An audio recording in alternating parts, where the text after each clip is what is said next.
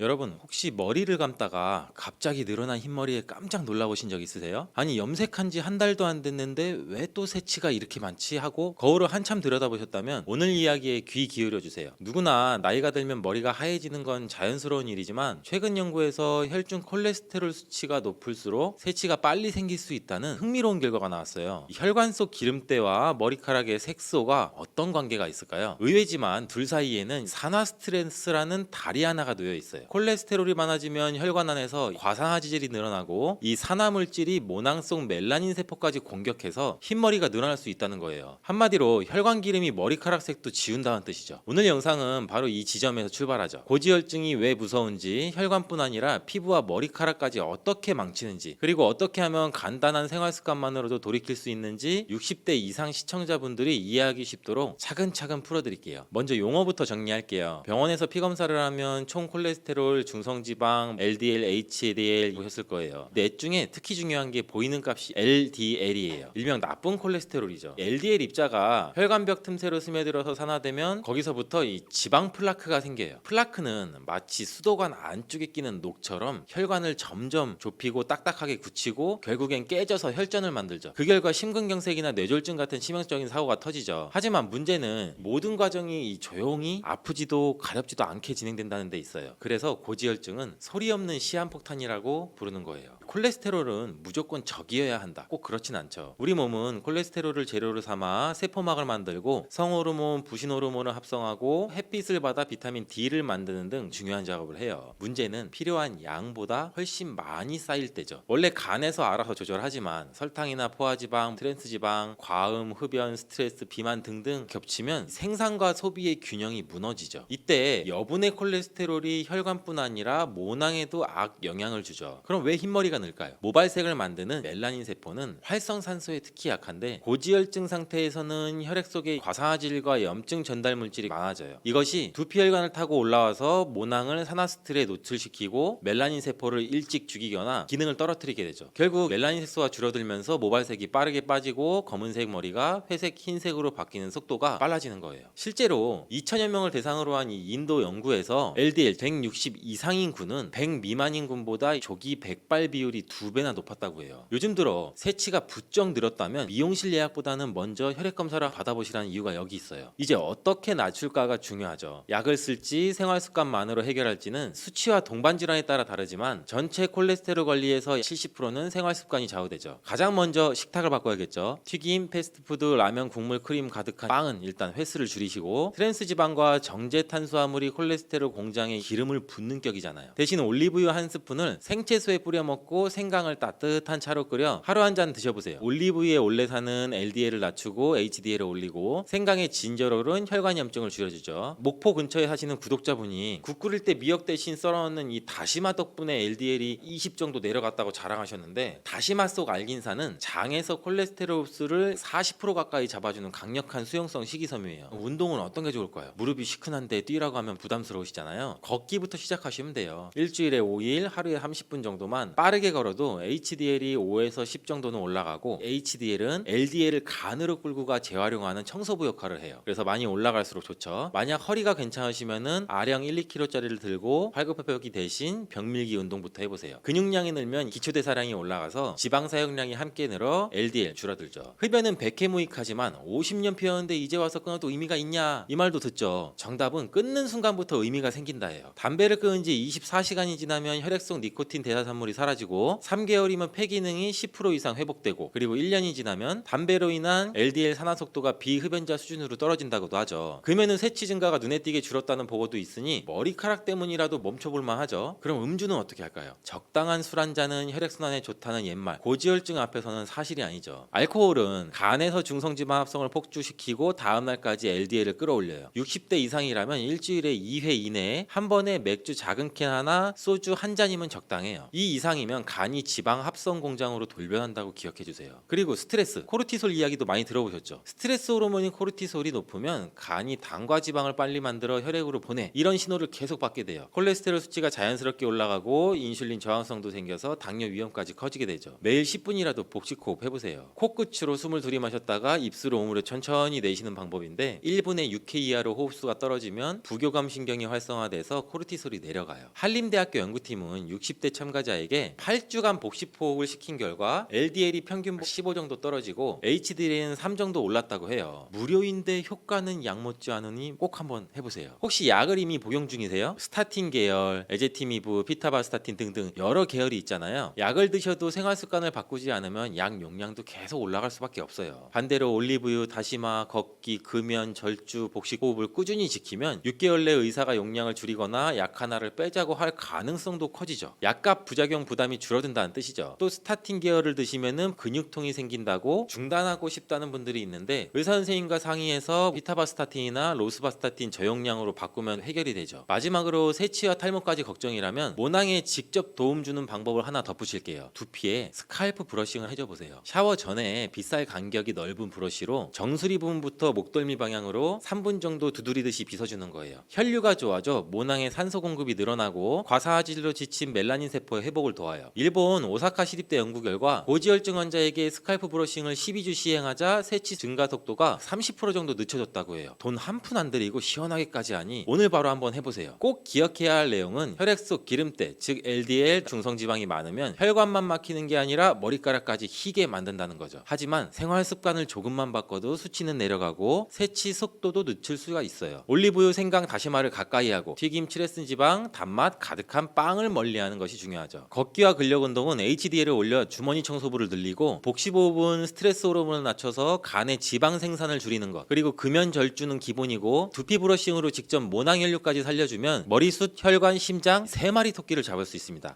여러분, 변비가 심하면 기억력이 나빠질 수 있다. 이 말 처음 들으시면 깜짝 놀라죠. 화장실을 못 간 게 치매와 무슨 상관이야? 하고 고개를 갸웃하실 텐데요. 실제로 65세 이상 어르신을 30만 명 넘게 조사한 연구에서는 변비가 있는 분은 치매 위험이 2배 가까이 높았대요. 이유는 간단해요. 장이 막혀 독소가 빠져나가지 못하면 그 독소가 피를 타고 온몸, 심지어 뇌까지 자극하기 때문이에요. 오늘은 화장실 스트레스가 두뇌 건강까지 이어질 수 있다는 의외의 사실을 출발점 삼아서 60대 이후 세대가 생활 속에 에서 바로 실천할 수 있는 변비 예방법과 식습관을 차근차근 말씀드리려 해요. 어렵지 않으니 끝까지 편안하게 들어주세요. 먼저 상황부터 한번 살펴볼게요. 80살 김할머니 얘기예요. 김할머니는 사흘에 한 번은 꼭 나오긴 해요 라고 웃으셨지만 막상 변이 나올 때마다 돌덩이처럼 딱딱해 고생을 하셨죠. 그런 날은 아랫배가 빵빵하고 기운도 없으니 아무 일도 손에 안 잡히셨대요. 그런데 더 문제는 오래 앉아 힘을 주다 보니 어느 날은 어지러워서 쓰러질 뻔하셨다고 해요. 배변 실신까지 올 수 있는 무서운 상황이었죠. 여기서 우리는 첫 번째 문제를 확인하죠. 배출이 멈추면 독소가 쌓이고 독소가 쌓이면 온몸이 지친다. 그렇다면 해결책은 장이 원활히 미끄러지듯 움직이도록 윤활유와 따뜻한 진액을 채워주는 식단이 필수죠. 사례 하나만 더 볼게요. 70대 초반에 혼자 사시는 어르신은 입맛이 없다고 라면이나 식빵만 드셨어요. 이분은 물을 많이 마시면 되지라며 냉장고에서 꺼낸 찬물을 벌컥벌컥 들이켰는데 결과는 더 심한 복부팽만이 생겼어요. 왜 이런 증상이 나타날까요? 찬물이 급히 들어오면 장이 놀라 수축해 움직임이 오히려 느려져요. 어르신의 장은 마치 메말라 딱딱해진 행주를 계속 비틀어 짜는 꼴이 된 거죠. 여기서 두 번째, 찬물로 소화기관을 자극하면 변은 더 막힌다. 이럴 때는 어떻게 해야 될까요? 아침에 미지근한 소금물 한 컵을 천천히 마셔 장을 부드럽게 깨워주는 습관이 훨씬 나아요. 물 200ml에 1001년 반 작은 술이면 충분해요. 뜨끈하게 데운 물이라면 더 좋고요. 이제 식사 이야기를 한번 해볼까요? 흔히 채소 많이 먹으면 시원해진다라고 생각하기 쉬워요. 하지만 60대 이후부터는 채소만 열심히 씹어도 배가 부글거리거나 변이 토막토막 끊어져 나오는 분들도 많죠. 이유는 간단해요. 나이가 들면 장 근육 힘이 떨어져 거친 섬유를 밀어낼 추진력이 부족하기 때문이고, 상추를 한 접시 먹고 나면 오히려 가스가 차서 고생이라고 하시는 분들도 많고, 이러한 문제를 풀 열쇠는 거칠지 않은 섬유와 좋은 기름으로 장안을 매끄럽게 만드는 거예요. 여기서 버터, 미역, 고추장의 주인공으로 등장할 수가 있어요. 먼저 버터 이야기부터 합시다. 이 기름은 콜레스테롤이 걱정인데 하고 망설이실 수가 있겠죠. 사실 좋은 동물성 지방을 소량 섭취하면 담즙이 분비돼 장 연동 운동을 도와줘요. 아침에 커피를 드신다면 10g 정도의 무염 버터를 넣어보세요. 방탄커피라고도 부르는데 갑자기 많이 넣으면 설사할 수 있으니 처음에는 티스푼 하나부터 시작해요. 커피를 못 드시는 분은 간장 버터밥이 대안이죠. 따뜻한 밥 한 공기에 버터 한 숟갈, 간장 반 숟갈 넣어 비벼 드셔보세요. 짭짤한 간장은 장벽에 기상난파를 올려주고 버터는 기를 미끄럽게 문질러주죠. 실제로 75세 송할머니는 이 메뉴를 아침으로 1, 2주간 드셨더니 딱딱하던 게 바나나처럼 부드러워졌다고 하셨어요. 다음은 고추장이에요. 고춧가루의 매운맛이 혈관과 장을 데워줘요. 매운 건 속 쓰려서 못 먹어 하시는 분들도 계시지만 티스푼 하나 정도만 반찬에 곁들이면 배를 따뜻하게 데우고 소화액 분비를 도와 변이 움직이도록 자극해 줄 수도 있어요. 특히 복부가 차고 배가 자주 더부룩한 분들께는 추천드리고 68세의 전남 광양에 사는 오할아버지는 된장찌개보다 고추장 찍은 오이 안주하기 화장실 가는데 더 직방이다 라고 경험담을 들려주셨어요. 세 번째는 미역이에요. 미역은 거친 껍질 섬유 대신 미끌미끌한 젤 섬유가 풍부해서 변에 수분을 끌어들이는데 탁월하죠. 무엇보다 국물과 함께 섭취할 수 있으니 자연스럽게 수분도 보충되고 실제로 미역국을 일주일에 3번 정도 끓여 드시니 별다른 약 없이도 변이 부드러워졌다고 경험담을 이야기하시는 분들도 꽤 있어요. 또 미역을 초고추장에 살짝 묻혀 드시면 고추장이 식초랑 시너지를 일으켜 장이 더욱 활기를 뜨니 금상첨화겠죠. 단 짜게 드시는 분이라면 김이나 미역을 충분히 물에 불러 염분을 빼고 드세요. 지금까지는 무엇을 먹을까였지만 어떻게 먹을까도 빼놓을 수 없겠죠. 첫째, 찬물 대신 따뜻한 수프처럼 먹는다. 시리얼이나 빵말 드시는 분들이라면 아침 식사에 귀리죽, 들깨죽처럼 부드러운 묽은 음식을 한 사발 넣어보세요. 씹기 힘든 분들한테도 좋고 따뜻한 온기가 장을 풀어줘요. 둘째, 씹는 횟수를 늘려서 침샘을 자극한다. 30회 이상 천천히 씹으면 침속 소화 효소가 미리 작동하고 장 부담이 크게 줄어들어요. 셋째, 묵직한 한 끼보다 세끼 소식. 우리 장은 나이가 들수록 긴 휴식 시간이 필요해요. 아침, 점심, 저녁을 규칙적으로 챙기되 스스로 70%만 채운다 생각하시고 젓가락을 한번 내려보세요. 배가 너무 불러서 장이 처지면 연동운동이 둔해져요. 여기서 또 하나, 나는 물만 많이 마시면 빨리 내려갈 줄 알았는데 하고 궁금해하실 수 있어요. 과도한 수분은 오히려 몸을 차게 하고 얼굴다리의 부종을 이야기할 수가 있죠. 하루 1.5에서 2리터 정도면 충분하고 한 번에 벌컥이 아니라 조금씩 나눠 마시는 편이 좋아요. 특히 커피나 홍차 같은 카페인은 이뇨작용이 굉장히 강해서 탈수를 일으키니 커피 4잔 대신 물 3잔 원칙을 기억하시면 좋겠습니다. 지금부터는 실전 꿀팁이에요. 첫째, 발판 활용법. 변기에 앉을 때 15cm 정도 되는 발 받침대를 두시면 무릎이 배꼽보다 살짝 올라가면서 직장이 일직전이 되죠. 실제로 화장실에서 오래 앉아 힘을 주어 변을 보시던 60대 여성이 발판 하나로 변 보는 시간이 절반으로 줄었다고 본인의 경험을 얘기하는 것도 듣기도 했죠. 둘째, 대장 셀프 마사지예요. 오른쪽 아랫배에서 시작해 갈비뼈를 따라서 왼쪽으로 그리고 왼쪽 아랫배까지 둥글게 시계 방향으로 손바닥으로 돌려주세요. 아침에 침대에서 일어나기 전 3분만 해도 효과가 커요. 셋째, 복식호흡이죠. 코로 숨을 들이마시며 아랫배를 풍선처럼 부풀렸다가 내쉴 때는 풍선 절반만 남기고 갈비뼈를 살짝 조이듯 숨을 빼세요. 이렇게 보합이 유지되면 항문은 열리고 장은 부드럽게 눌려 자연 배변을 도와주죠. 영양제를 챙기신다면 산화마그네슘이나 비타민C 고용량이 변을 부드럽게 해준다는 연구도 많아요. 반대로 철분제, 칼슘제, 고단백 파우더를 과다하게 복용하면 변비가 악화될 수가 있겠죠. 약을 드셔야 하는 상황이면은 약사님이나 의사와 상담해 변비를 완화할 대책을 함께 세워두세요. 나는 약보다는 음식으로 해결하고 싶다면 오메가3 지방산이 풍부한 고등어, 들기름 등을 주 3회 이상 챙기시기도 권해드려요. 그래도 내가 제대로 소화하고 있는지 잘 모르겠다 싶으면 옥수수 통조림 테스트를 해보세요. 점심 통조림 옥수수 한 그릇을 먹고 알맹이가 며칠 후에 변에 섞여 나오는지를 관찰하는 거예요. 2, 3일 안에 대부분 빠져나오면 대장 통과 시간은 정상 범위, 4일을 넘어가면 장 운동이 다소 느린 편이라고 볼 수 있죠. 가족과 동시에 해보면 더 객관적으로 비교할 수 있으니 재미삼아 도전해보세요. 그리고 언제 병원을 가야 하는지도 알아두셔야 되죠. 매일 보더라도 변이 연필처럼 가늘거나 검은색, 선혈이 묻어나올 때, 복통이 새로 생기고 체중이 급격히 줄 때는 꼭 전문의 상담을 받으셔야 되고, 또 70대 이후 처음이라도 대장 내시경 검사를 해두면 용종이나 협착 같은 구조적 문제를 조기에 발견해 수술 없이 해결할 확률이 높죠. 실제로 68세 여성 환자 한 분은 왼쪽 대장에 협착이 있었는데 단순 변비라고 생각해 미루시다가 장 폐색 직전까지 가서 악화된 뒤에야 수술로 해결한 경우도 있었어요.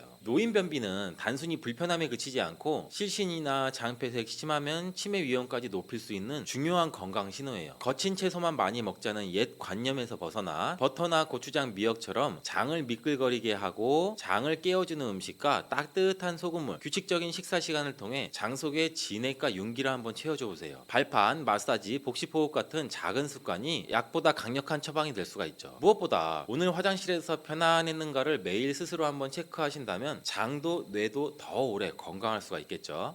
요즘 들어 뱃살, 내장지방 쏙 빼는데 효능이 좋기로 소문난 레몬, 요리에도 많이 사용되는 과일인데 레몬에는 다양한 영양 성분들이 많아요. 근데 레몬도 잘 알고 드셔야 제대로 된 효능을 누릴 수가 있어요. 잘못 드시면 오히려 몸에 독이 되는 경우도 많이 있거든요. 이 영상을 통해 레몬에 어떤 효능이 있는지, 어떻게 드셔야 되는지, 함께 드시면 보약이 되는 음식에는 어떤 것이 있는지, 그리고 레몬 드실 때 주의할 점까지 레몬에 대한 모든 것을 알려드릴게요. 레몬은 다이어트뿐 아니라 당뇨 예방과 관리에도 아주 탁월한 효능이 있는데 최근 연구 결과에서 레몬에 들어있는 비타민 C와 풍부한 식이섬유, 각종 무기질과 구연산이 혈당 조절에 효과가 있어서 당뇨 예방에 도움이 될 수가 있고 지방을 분해해주는 효능이 있어서 다이어트에도 도움이 된다고 발표했어요. 또한 레몬은 독소를 배출해주는 효능이 있어 우리 몸의 신진대사를 원활하게 해주고 몸 안에 칼로리를 소모하는 데도 도움이 되고 몸에 붓기도 빼고 체중을 줄이는 데도 도움을 줄 수가 있죠. 그럼 레몬의 효능에 대해 조금 더 자세히 알려드릴게요. 12주 동안 진행된 연구에서 고지방 식단에다가 레몬 껍질에 함유된 페놀을 함께 섭취한 설치류는 고지방 식단만 섭취한 설치류보다 체중이 감소했다는 것을 발표했대요. 또한 체질량 지수가 높은 한국 여성을 대상으로 한 실험에서 레몬 다이어트를 시행한 결과 그렇지 않은 사람들에 비해서 체중과 허리둘레가 줄어들 뿐 아니라 인슐린 저항성까지 좋아진 결과를 볼 수 있었고 레몬 껍질은 이런 독소를 배출하는 효능뿐 아니라 변비를 해결하는 데도 탁월한 효과가 있죠. 레몬 껍질에는 비타민 C뿐 아니라 혈관 건강에 좋은 헤스피리딘 그리고 골다공증 예방과 뼈 건강에 아주 중요한 칼슘 그리고 팩틴이라는 성분이 아주 풍부하게 들어있어요. 바로 이 팩틴이 변비를 예방하는 데도 좋은 효능을 발휘해요. 수용성 식이섬유인 팩틴은 위에서 대장까지 가는 동안 많은 수분을 흡수해서 변을 무르게 만들어주고 장에 머물러 있는 노폐물과 다양한 유해 물질을 흡착해서 변과 함께 몸 밖으로 배출시키죠. 장내 환경을 깨끗하게 해주고 건강한 장 상태를 유지하도록 도와주죠. 그리고 레몬 과육에는 없고 오직 레몬 껍질에만 있는 성분이 있어요. 디리모넨이라고 하는 천연 오일인데 디리모넨은 레몬의 상큼한 향을 내는 성분이기도 하고 장을 자극해서 연동 운동이 활발하게 되도록 도와줘서 변비를 예방해 줄 수가 있어요. 또 레몬에는 구연산이라는 성분이 풍부한데 구연산이 우리 몸의 지방 분해 효소를 활성화시키는 역할을 해주죠. 활성화된 지방 분해 효소는 쌓여있는 내장 지방을 태워주고 허리둘레를 줄여주는 데도 많은 도움을 주게 되고 아침에 일어나자마자 공복에 레몬수를 마시면 우리 몸의 대사 기능이 활발해서 몸 안에 에너지 소비가 활성화돼요. 대한비만학회에서 발표한 연구 결과 레몬수를 섭취한 그룹이 그렇지 않은 그룹보다 내장 지방이 더 많이 감소했다는 것을 확인할 수가 있었어요. 또한 레몬에 들어있는 성분들은 뇌졸중의 위험을 줄여주는 데도 도움이 될 수 있고 한 연구에 따르면 감귤류에 함유되어 있는 플라보노이드는 여성의 허혈성 뇌졸중 위험을 낮추는 데도 도움이 될 수 있다고 발표했어요. 허혈성 뇌졸중은 가장 흔한 유형의 뇌졸중인데 혈전 때문에 뇌로 가는 혈액의 흐름이 방해되면서 발생할 수가 있죠. 플라보노이드가 함유된 음식을 오랜 기간 동안 섭취하면 이런 심혈관 질환뿐 아니라 각종 암을 예방하는 데도 도움이 될 수 있다고 해요. 레몬에는 이런 플라보노이드와 함께 강력한 항산화 작용을 하는 비타민 C가 풍부해요. 이 항산화 작용으로 세포 손상을 방지하고 암세포를 억제하고 항암 효과에도 도움을 줄 수 있는 거죠. 또한 이 레몬은 피부 미용에도 좋은데 피부색을 건강하게 해주는데 탁월한 효능이 있어요. 비타민 C는 콜라겐을 형성하는 데 중요한 역할을 해주고 피부를 환하게 해주고 잡티를 제거해주는 데 효과가 있기 때문이죠. 그리고 레몬의 놀라운 효능 중 하나는 당뇨를 예방, 개선하는 데 탁월하다는 건데 레몬에는 헤스페리딘이라는 플라보노이드 성분이 들어있어요. 이 헤스피리딘은 인슐린 감수성을 높이는 데 도움을 주는데 인슐린 감수성이 좋아야 혈당이 잘 조절되는데 당뇨가 발생하면 이 감수성이 떨어지면서 인슐린 저항성이 생기게 되죠. 헤스피리딘이 인슐린 저항성을 개선하는 데 많은 도움을 주게 돼요. 또한 레몬에는 많은 양의 항산화 물질들이 들어있는데 비타민 C뿐 아니라 폴리페놀, 플라보노이드 등 다양한 물질들이 혈당으로 인해 공격받고 상처난 세포들을 보호해주는데 장의 베타세포를 보호해주는 것이 아주 중요한 효능이죠. 베타세포는 인슐린은 불비하는 세포인데 당뇨가 생기면 가장 먼저 타격을 받게 돼요. 레몬을 통해 베타세포를 보호해서 당뇨를 예방할 수가 있게 되는 거죠. 이런 레몬을 복용하는 가장 좋은 방법은 바로 레몬수죠. 그럼 레몬수 만드는 방법을 알려드릴게요. 깨끗하게 씻은 레몬 1개와 물 1리터를 준비해주세요. 레몬은 양 끝 부분은 쓴맛이 내기 때문에 잘라주시고 레몬의 씨는 제거해도 되고 그냥 드셔도 되고 적당한 크기로 자른 레몬은 80도 정도의 뜨거운 물에 넣어주죠. 충분히 우려내주시면 레몬물이 완성돼요. 물의 온도별로 레몬물의 항산화 능력이 어느 정도 차이 차이가 나는지 실험을 한 결과 80도 이상의 뜨거운 물에서 가장 높은 항산화 나타났다는 실험 결과도 있어요. 레몬의 제대로 된 효능을 얻기 위해서는 레몬물을 만들 때 꼭 뜨거운 물로 레몬을 우려내 주시길 바래요. 레몬물은 실온에서 어느 정도 식힌 후 미지근해졌을 때 마시면 돼요. 레몬의 산미가 강해서 드시기 힘드신 분들은 물을 충분히 더 희석해서 드시다가 적응이 되면 물의 양을 줄이시면 돼요. 이런 레몬술을 만들어 드실 때 주의할 점이 있는데, 첫 번째는 반드시 충분한 양의 레몬을 넣어야 된다는 거고, 레몬술을 만들 때 레몬 자른 건 몇 조각 넣어 드시는 경우가 있는데 이 정도는 충분하지 않아요. 1리터에 레몬 1개 정도 우려 드셔야 레몬의 효과를 볼 수가 있어요. 두 번째는 설탕을 넣으면 안 된다는 거예요. 레몬의 신맛이 강해서 먹기 힘드신 분들이 종종 설탕을 넣어 드시는데, 그렇게 하시면 오히려 우리 몸에 독이 되죠. 레몬수의 맛을 위해 설탕을 넣으면 설탕을 과하게 드실 수 있기 때문에 넣으시지 않는 게 좋고, 세 번째는 레몬을 세척할 때는 깨끗하게 세척한다고 식초, 베이킹소다를 많이 사용하시잖아요. 하버드 대학에서 연구한 결과가 있는데, 레몬은 물에 2분 정도 담아두었다가 흐르는 못에 잘 씻어주면 농약은 100% 제거된다고 해요. 근데 일반적인 상식과 달리 베이킹소다와 식초를 사용하게 되면 농약이 일부 남아있다는 것을 발표했대요. 레몬을 세척할 때는 아무것도 넣지 않은 깨끗한 물을 사용하시는 걸 권장해 드시는 게 좋고요. 다음으로 레몬과 함께 드시면 시너지의 효과가 내는 음식을 알려드릴게요. 첫 번째는 바로 계피예요. 레몬과 계피를 함께 사용해서 약으로 쓰기도 하는데, 레몬과 계피를 함께 드시면 면역 체계를 강화해 주는 데도 도움이 되고, 계피의 향긋한 향과 매운맛이 특징인데 소화를 도와줄 뿐 아니라 혈당 조절에도 탁월한 효능이 있어요. 또한 레몬에는 염증을 억제하고 수치를 줄여주는 산화 방지제가 풍부한데, 레몬과 계피를 지속적으로 섭취하면 강력한 항염작용이 나타나서 관절염에도 도움을 줄 수가 있죠. 레몬과 계피는 또 다이어트에도 많은 도움을 줄 수가 있는데, 계피는 혈액 속의 인슐린과 탄수화물 수치를 조절해서 복부에 지방이 쌓이지 않도록 도와주기 때문이에요. 그리고 레몬은 고구마와 함께 드셔도 좋은데, 고구마에는 베타카로틴과 비타민 C나 식이섬유 등이 풍부하게 함유가 되어 있어서 염증을 감소시키고 안구 세포를 보호하는 효과도 있죠. 항산화제인 베타카로틴이 매우 풍부해서 안구 건조증의 위험도 줄이고 눈 건강에도 많은 도움을 줄 수가 있죠. 이 레몬도 비타민 C와 다양한 항산화 물질들을 함유하고 있어서 함께 섭취하면 항산화 효과를 더욱 높일 수가 있겠죠.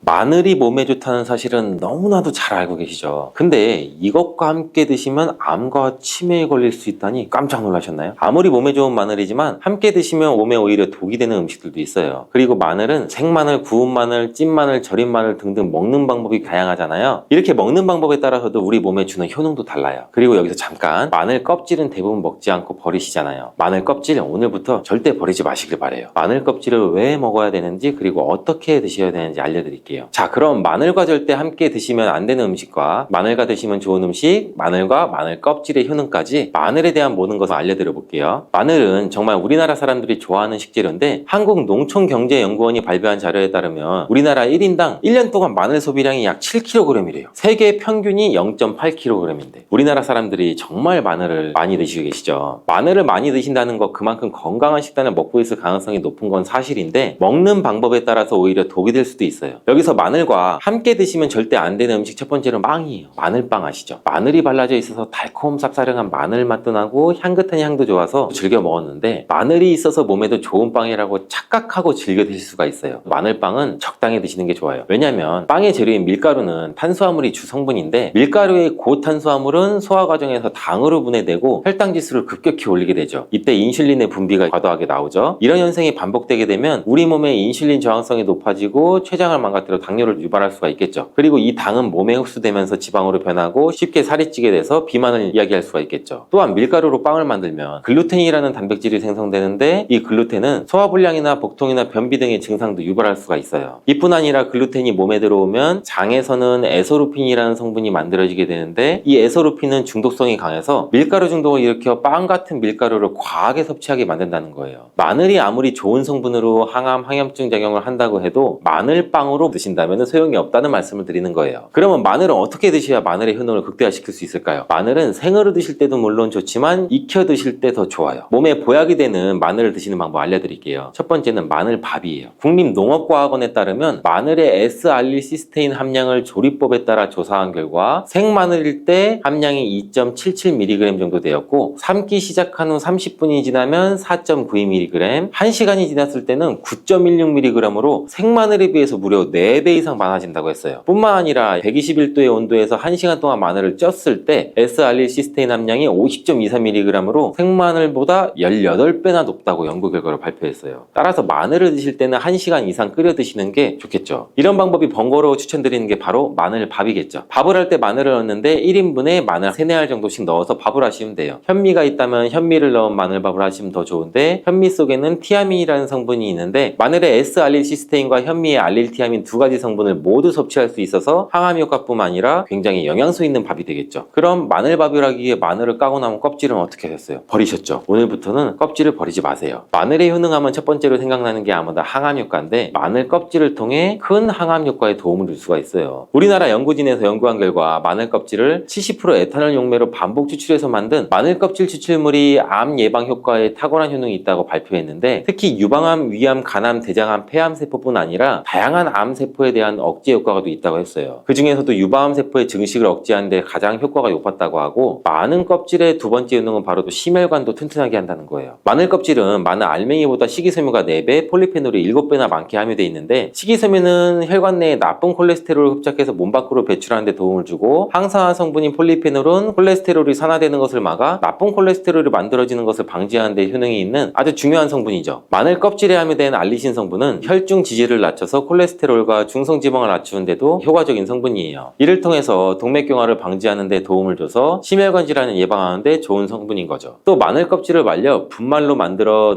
음식에 넣어 드시면 비만을 막아주는 효과를 볼 수 있죠. 식이섬유가 풍부해서 지방의 흡수를 막고 나쁜 지방을 배출하는 데도 탁월한 효능이 있죠. 뿐만 아니라 체내 지방의 대사를 촉진해서 지방 분해가 빠르게 일어나 체지방을 제거하는 데 효과적이죠. 그리고 마늘 껍질을 분말로 만들어 드시는 방법 말고 차로도 드시는 방법이 있는데, 마늘차 우리는 법 알려드릴게요. 마늘 껍질을 깨끗하게 씻어서 말린 다음에 기름을 두르지 않은 팬에 마늘 껍질을 넣고 볶아줘서 수분을 없애줘요. 이렇게 하는 이유는 수분을 없애는 것도 있지만, 마늘 껍질에 열을 가하게 되면 항산화 성분인 폴리페놀과 플라보노이드 성분이 증가되기 때문이에요. 이렇게 수분을 없앤 마늘 껍질을 냉동실에 보관하셨다가 드실 때는 끓는 물에 소주 반컵을 넣고 물 1리터, 마늘 껍질 15g 정도를 넣고 끓여주시면 돼요. 이렇게 끓인 마늘 껍질 차를 따뜻하게 드셔도 되고 냉장고에 넣어서 시원하게 드셔도 괜찮아요. 마늘이 몸에 좋다고 해서 꿀에 마늘을 재워 드시는 분들도 계시잖아요. 물론 꿀마늘이 몸에 좋은 분들도 계시지만, 꿀과 마늘은 함께 드시면 안 되는 음식이에요. 식품 비방이라는 문헌에 보면 꿀과 마늘을 함께 드시면 안 된다라고 적혀 있는데, 그 이유는 꿀과 마늘은 둘 다 열을 내는 뜨거운 음식이기 때문이에요. 함께 드시면 체질이 맞지 않는 경우에는 부작용이 더 클 수가 있기 때문이에요. 체질에 맞지 않는 분들이 이 꿀마늘을 드시면 눈에 충혈도 올 수가 있고 노화도 빨라질 수가 있죠. 또한 두통도 생길 수가 있고 피부에 트러블이 생기는 부작용도 있으니 꼭 기억해 주시기 바래요. 또한 당 섭취에 주의하셔야 하는 당뇨 고지혈증을 갖고 계신 분들이나 암 환자분들은 절대로 꿀마늘을 드시면 안 돼요. 그렇다면 마늘을 또 어떻게 드시는 게 좋을까요? 바로 다양한 쌈채소와 함께 드시는 것을 추천드리는데, 마늘의 매운맛을 내는 알리신 성분이 혈관을 건강하게 해서 암을 예방하고, 쌈채소를 통해 다양한 비타민과 무기질을 섭취해서 풍부하게 항산화 물질을 섭취해서 활성산소를 제거하고 혈관도 깨끗하게 해서 노화를 방지하고 활력 넘치는 건강한 몸이 될 수 있는 거죠. 근데 마늘을 반찬으로 만들어 드실 때 절대 드시면 안 되는 것이 있어요. 마늘장아찌예요. 마늘장아찌가 왜? 라고 의문이 생기시는 분들도 계시는데, 모든 마늘장아찌가 안 되는 것이 아니라 바로 설탕이 많이 들어간 마늘장아찌 만들어 드시면 안 좋죠. 시중에 판매되는 마늘장아찌에는 설탕도 많이 들어가 있을 가능성이 높으니 한번 확인 한번 해주시고 드시는 게 좋고, 몸에 좋은 마늘도 설탕과 함께 드시면 오히려 복이 되죠. 설탕이 많이 함유된 마늘장아찌를 드시게 되면 혈당도 급격히 오르고 혈액도 끈적끈적해지고, 또 설탕을 많이 섭취하게 되면 뇌에서 기억력을 담당하는 해마의 크기를 줄어들게 해서 기억력도 감퇴시킬 수가 있죠. 집에서 마늘장아찌를 담가 드실 때는 설탕을 넣지 말고 건강한 식재료만을 사용하시는 것이 좋겠죠. 마늘을 건강하게 드실 수 있는 또 다른 방법은 흑마늘을 추천드려요. 마늘에 열을 가하면 마늘의 색이 점점 짙어져서 결국 까맣게 변하는 흑마늘이 되는데, 그 이유는 마늘 속에 들어있는 당류와 단백질의 아미노산이 반응해서 갈색을 띠는 멜라노이딘 색소가 만들어지기 때문이에요. 이 반응은 마이야르 반응이라고 하죠. 고기를 구우면 빨간색 고기가 점점 하얘지다 갈색으로 변하는 반응과 같은 원리예요. 이렇게 흑마늘을 만들다 보게 되면 생마늘보다 S알릴시스테인 성분이 5배나 많아질 뿐 아니라 새로운 항산화 물질들이 많이 생기게 돼요. 또한 항암 효과가 뛰어난 폴리페놀이 생마늘에 비해서 4배 이상 많아지고 유액 분비를 촉진해 소화를 잘 되게 하는 효능도 있으니 잊지 말고 흑마늘을 만들어 드시는 것도 좋은 방법이겠죠. 마늘은 또 요리할 때 많이 사용한 재료인데, 마늘을 얇게 썰어 기름에 튀긴 마늘 기름튀김, 이것도 별로 드시는 게 좋지 않아요. 기름에 마늘을 튀기면 마늘 향도 좋고 매운맛은 없어지고 단맛도 좋아져서 남녀노소 좋아하는 식재료가 되는데 뜨거운 기름에 튀긴 마늘은 우리 몸에 좋은 항산화 항암 물질들은 파괴시키고 몸에 안 좋은 탄수화물만 남은 음식이 돼요. 마늘을 튀길 때 사용하는 기름은 오메가6 지방산이 많은 식용유를 사용하게 되는데 이런 기름을 많이 먹게 되면 몸 안에 지방산 불균형도 일어나고 염증 수치도 높아질 수가 있겠죠. 또한 튀긴 마늘을 섭취하게 되면 당 독소 또한 높아져서 결국 우리 몸에 인슐린 저항성이 높아지는 악영향을 주는 거예요. 만약 기름에 튀긴 마늘을 드시고 싶다면 한 가지 방법이 있는데 그것은 올리브유를 사용하시고 불을 오래 가열하지 말고 살짝만 가열해서 마늘도 튀기듯이 오래 하지 말고 살짝만 익혀서 드시면 향도 좋고 몸에도 좋은 마늘을 드실 수가 있겠죠. 올리브유를 이용한 마늘 드시는 방법 한 가지 더 알려드리면 그것은 올리브유에 마늘을 재워 먹는 거예요. 먼저 마늘을 끓는 물에 넣어서 5분 정도 데쳐주시고 소독된 병에 마늘을 담고 올리브유를 가득 담아주죠. 이때 통후추 조금 넣어주시면 풍미를 조금 더 높일 수가 있겠죠. 올리브유와 마늘이 만나 항산화 성분 항암물질이 극대화돼서 혈관을 튼튼히 하고 혈전의 생성을 막고 혈류를 원활하게 해서 치매를 예방하고 심장마비와 뇌졸중까지 예방할 수 있는 보약이 되는 거죠. 이렇게 만든 마늘 올리브유 절임은 반찬으로 드셔도 되고 생선 요리를 할 때 마늘을 으깨서 생선에 발라주면 생선 비린내를 잡아줄 뿐 아니라 마늘과 올리브유의 풍미가 더해져 더욱 맛있게 드실 수가 있어요. 이렇게 좋은 마늘도 드실 때 주의하셔야 될 분들이 계신데 마늘의 효능 중에 혈전을 제거하고 혈류를 원활하게 하는 효능이 있잖아요. 이런 효능이 혈액을 묽게 만들기 때문인데요. 이미 와파린이나 아스피린 같은 혈전 용해제를 복용하시는 분들이 마늘을 많이 드시게 되면 상처가 났을 때도 지혈이 잘 안 될 수 있으니 주의해 주시고 평소 위염이나 위궤양이 있어서 위가 안 좋으신 분들은 마늘의 알리신 성분이 위점막을 자극해서 증상이 악화될 수 있으니 주의하시길 바래요. 그리고 과민성 대장증후군이 있으신 분들도 마늘을 많이 드시게 되면 복통이 일어날 수 있으니 마늘은 적당히 드시길 바라겠습니다.